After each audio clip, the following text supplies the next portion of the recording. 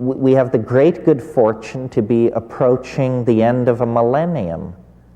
Would it be redundant to say this only happens once in 1,000 years? Yes. And it's extraordinarily fortunate. Once I was in England and I ran into somebody I hadn't seen for 20 years, and I was amazed, and I said to Rupert, how often does one get a chance to meet someone one hasn't seen for 20 years? And he said, well, I dare say, I suppose every 20 years or so. We can use the millennium, this apparent coincidence of our dilemma and a calendrical turning point, to create awareness of opportunity. And we can use the psychedelics to dissolve boundaries between ourselves and other people, between institutions that govern and the governed. And basically, we have to insist on the seriousness of the situation and the potential for solutions. And what it means is a much more radical break with American society than we've been willing to contemplate in the last 20 years.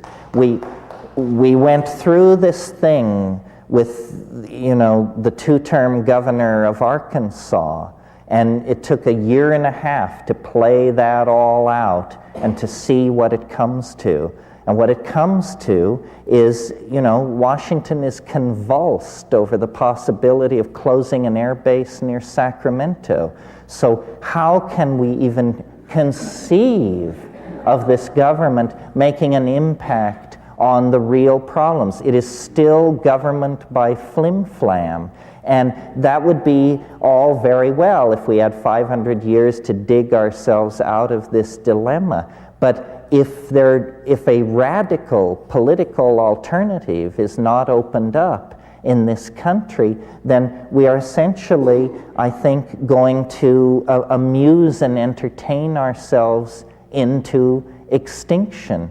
The ordinary orthodox system has failed. What Bill Clinton exists to prove, at best, is that people of goodwill make no difference in those institutions because they are compromised and corrupted from the very beginning. It's just the way it is. Those institutions are set up for business as usual. Business as usual at this point is a death sentence on the human race. What has to be done is a tribalizing of culture, an ecstaticizing of culture, a dissolving of hierarchy.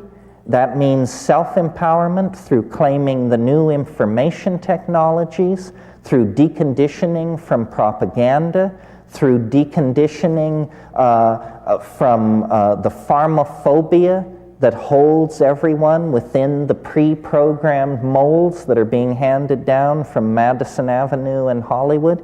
It means actually realizing that your life is your own.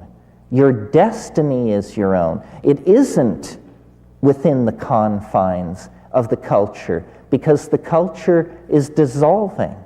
And to the degree that the word is put out, that phenomenon will accelerate. We are in an extraordinary transition.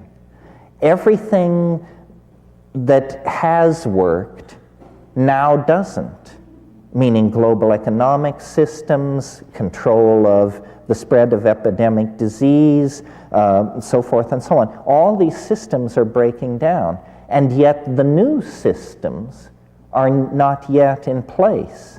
So this is a situation of extraordinary malleability and a situation in which people of great vision and great ego can make tremendous impact. So it's a very dangerous situation. We saw this in the 1930s in Germany and in Europe, where there were all kinds of potentials all kinds of possibilities. We forget how powerful a visionary Marxism was before the rise of fascism. Movements like Bauhaus and Dada and Surrealism all had agendas which disappeared then under the rise of fascism.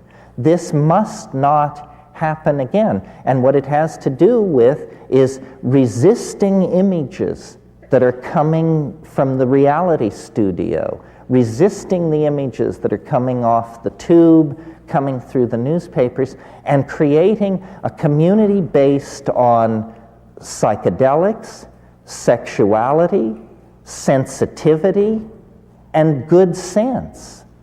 Cultural value, and what good sense will mean in this situation is the preservation of the earth, the preservation of diversity, deconditioning from product fetishism, deconditioning from energy overconsumption. All these things we understand, but we seem to lack the power to change our minds, or if we have that power, then the power to change other people's minds.